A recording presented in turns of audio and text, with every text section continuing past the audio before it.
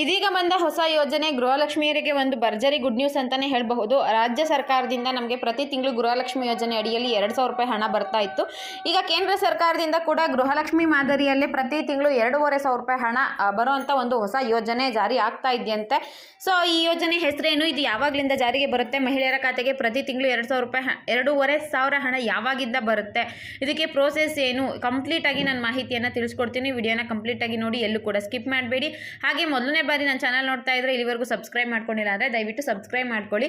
ನೋಡಿ, ಕರ್ನಾಟಕದಲ್ಲಿ ಕಾಂಗ್ರೆಸ್ ಸರ್ಕಾರ ಪ್ರತಿ ತಿಂಗಳು 2,500 ರೂಪಾಯಿ ಹಣನ ಕೊಡ್ತಾ ಇದೆ. ಅದೇ ರೀತಿ ಕೇಂದ್ರ ಸರ್ಕಾರದಿಂದ ಗೃಹಲಕ್ಷ್ಮಿ ಮಾದರಿಯಲ್ಲೇ ಪ್ರತಿ ತಿಂಗಳು ಎಲ್ಲ ಮಹಿಳೆಯರ ಖಾತೆಗೆ 2,500 ರೂಪಾಯಿ ಹಣ ಹಾಕುವಂಥ ಒಂದು ಹೊಸ ಯೋಜನೆಯನ್ನು ಜಾರಿಗೆ ಮಾಡುವಂತಹ ಎಲ್ಲ ರೀತಿಯ ಸಾಧ್ಯತೆಗಳು ಇವೆ ಅನ್ನೋ ಮಾಹಿತಿ ನಮಗೆ ಈಗ ಸಿಗ್ತಾ ಇದೆ. ಫೆಬ್ರವರಿ 1ನೇ ತಾರೀಕು ಇವತ್ತು ಬೆಳಗ್ಗೆ 11 ಗಂಟೆಗೆ ಬಜೆಟ್ ಮಂಡನೆ ಶುರು ಆಗುತ್ತೆ. ಸತತ 8ನೇ ಬಾರಿಗೆ ನಿರ್ಮಲಾ ಸೀತಾರಾಮನ್ ಮೇಡಮ್ ಅವರು ಬಜೆಟ್ ಮಂಡನೆ ಮಾಡ್ತಾ ಇದ್ದಾರೆ. ಇದಕ್ಕಿಂತ ಮುಂಚೆ ಯಾರು ಕೂಡ 8 ಬಾರಿ ಬಜೆಟ್ ಮಂಡನೆ ಮಾಡಿಲ್ಲ.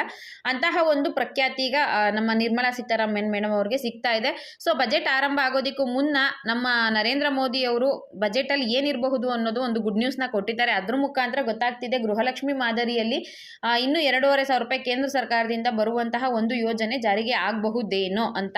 ಸೊ ಏನ್ ಹೇಳಿದ್ದಾರೆ ಅಂತ ಹೇಳಿದ್ರೆ, ಮುಖ್ಯವಾಗಿ ಮಹಿಳೆಯರು, ಬಡವರು, ಮಧ್ಯಮ ವರ್ಗದವರಿಗೆ ಕುರಿತು ನಾವು ಬಜೆಟ್ ಮಂಡನೆಯನ್ನ ಮಾಡ್ತೀವಿ ಅಂತ ಅವರು ಹೇಳಿದ್ದಾರೆ. ಶುಕ್ರವಾರ ಸಂಸತ್ತಲ್ಲಿ ಒಂದು ಬಜೆಟ್ ಅಧಿವೇಶನ ಶುರು ಆಗೋಕ್ಕಿಂತ ಮುಂಚೆ ಮಾಧ್ಯಮದವರ ಹತ್ರ ನರೇಂದ್ರ ಮೋದಿ ಅವರು ಬಡವರು ಮತ್ತು ಮಧ್ಯಮ ವರ್ಗದವರ ಮೇಲೆ ಲಕ್ಷ್ಮೀ ದೇವಿ ಕೃಪೆ ತೋರುವಂತೆ ನಾನು ಪ್ರಾರ್ಥನೆಯನ್ನು ಮಾಡ್ಕೊಂಡಿದ್ದೀನಿ.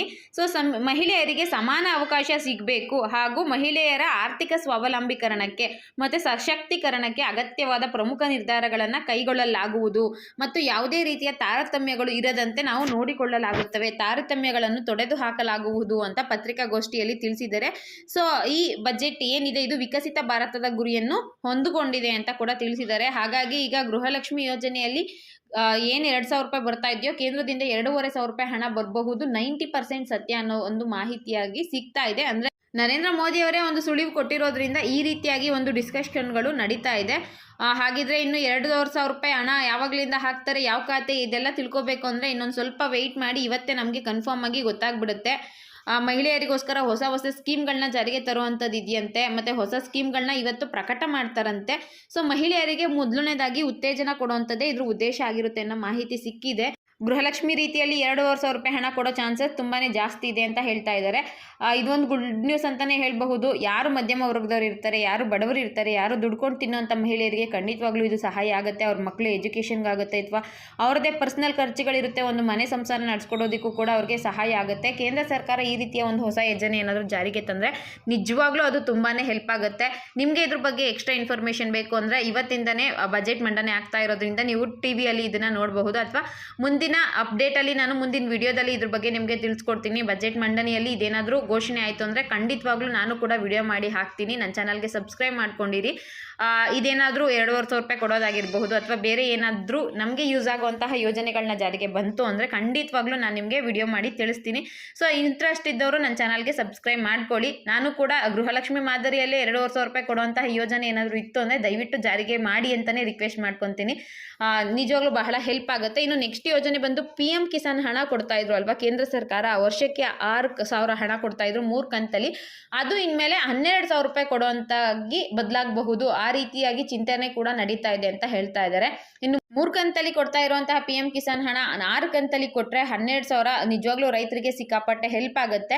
ಈಗ ಈ ವಿಚಾರಗಳೆಲ್ಲ ಹೇಗೆ ಬರ್ತಾ ಇದೆ ಅಂತ ಹೇಳಿದ್ರೆ, ಬಜೆಟ್ ಇರೋದ್ರಿಂದ ಒಂದಷ್ಟು ನಿರೀಕ್ಷೆಗಳು ಇದ್ದೇ ಇರುತ್ತೆ. ಮಧ್ಯಮದವ್ರಿಗೆ ಏನಾದರೂ ಕಡಿಮೆ ಮಾಡ್ತಾರೇನೋ, ಗ್ಯಾಸ್ ಸಿಲಿಂಡರು, ಪೆಟ್ರೋಲು, ಡೀಸೆಲ್ ಕಮ್ಮಿ ಆಗಬಹುದು ಅಥವಾ ಚಿನ್ನದ ದರ ಇಳಿಕೆ ಆಗಬಹುದು, ಈ ರೀತಿಯಾಗಿ ಒಂದಷ್ಟು ಡಿಸ್ಕಷನ್ಗಳು ನಡೀತಾ ಇರುತ್ತೆ. ಅದರಲ್ಲಿ ಮುಖ್ಯವಾಗಿ ಅವರು ಮಹಿಳೆಯರಿಗೆ ಮತ್ತು ರೈತರಿಗೆ, ಬಡವರ್ಗದವರಿಗೆ ನಾವು ಮೂಲ ಗುರಿಯನ್ನು ಇಟ್ಕೊಂಡಿದ್ದೀವಿ ಅಂತ ನರೇಂದ್ರ ಮೋದಿ ಅವರೇ ತಿಳಿಸಿರೋದ್ರಿಂದ ಈಗ ಅದಕ್ಕೆಲ್ಲ ಮತ್ತೆ ರೆಕ್ಕೆ ಪುಕ್ಕ ಬಂದಿರೋ ರೀತಿಯಾಗಿದೆ. ಮತ್ತೆ ಗೃಹಲಕ್ಷ್ಮಿ ಯೋಜನೆ ಜಾರಿಗೆ ತರಬಹುದೇನೋ, ಮತ್ತೆ PM ಕಿಸಾನ್ ಹಣ ಕೂಡ ಜಾಸ್ತಿ ಮಾಡಬಹುದೇನೋ ಅನ್ನೋದು ಒಂದು 80% ವರೆಗೂ ಕನ್ಫರ್ಮ್ ಆಗಿದೆ. ನೋಡೋಣ ಬಜೆಟ್ ಮಂಡನೆಯಲ್ಲಿ ಅದೇನಾದರೂ ಪಕ್ಕ ಆಯಿತು ಅಂದರೆ ಮಾತ್ರ ಕನ್ಫರ್ಮ್ ಆಗಿ ನಿಮಗೆ 12,000 ರೂಪಾಯಿ ಹಣ ಬರುತ್ತೆ.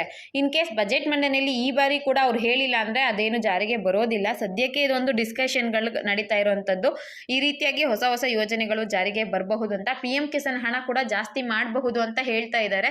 ಜಾಸ್ತಿ ಆಗುತ್ತೋ ಇಲ್ವೋ ಅನ್ನೋದು ಜಾಸ್ತಿ ಮಾಡಿದ್ಮೇಲೆ ಗೊತ್ತಾಗೋದು. ಯಾಕಂದರೆ ಲಾಸ್ಟ್ ಟೈಮ್ ಕೂಡ PM ಕಿಸಾನ್ ಹಣ ಜಾಸ್ತಿ ಆಗುತ್ತೆ ಅಂತ ಹೇಳ್ತಾ ಇದ್ರು. ಬಟ್ ಅವರೇನು ಜಾಸ್ತಿ ಮಾಡಲಿಲ್ಲ. ಬಜೆಟ್ ಮಂಡನೆ ಆಯಿತು ಅಲ್ವಾ, ಆವಾಗ ಈ ಸಲ ಬಜೆಟ್ ಮಂಡನೆಯಲ್ಲಾದರೂ ಕೂಡ ಜಾಸ್ತಿ ಮಾಡಬಹುದು ಅಂತ ನಿರೀಕ್ಷೆ ಇದೆ. ಏನಾದರೂ ಅಪ್ಡೇಟ್ ಸಿಕ್ಕರೆ ಖಂಡಿತವಾಗ್ಲೂ ವಿಡಿಯೋ ಮಾಡಿ ತಿಳಿಸ್ತೀನಿ. ಈಗ ಕೇಂದ್ರ ಸರ್ಕಾರದಿಂದ ಗೃಹಲಕ್ಷ್ಮಿ ಮಾದರಿಯಲ್ಲಿ 2,500 ರೂಪಾಯಿ ಹಣ ಕೊಡುವಂಥ ಯೋಜನೆ PM ಕಿಸಾನ್ ಬಗ್ಗೆ ಹೆಚ್ಚು ನಿರೀಕ್ಷೆ ಇದೆ. ಸೊ ನೋಡೋಣ ಏನಾಗಬಹುದು ಅಂತ. ಇದಿಷ್ಟು ಲೇಟೆಸ್ಟ್ ಅಪ್ಡೇಟ್ ಆಗಿತ್ತು. ವಿಡಿಯೋ ಇಷ್ಟ ಆಗಿದ್ರೆ ಒಂದು ಲೈಕ್ ಮಾಡಿ, ಶೇರ್ ಮಾಡಿ, ಸಬ್ಸ್ಕ್ರೈಬ್ ಮಾಡಿ. Thank you for watching friends.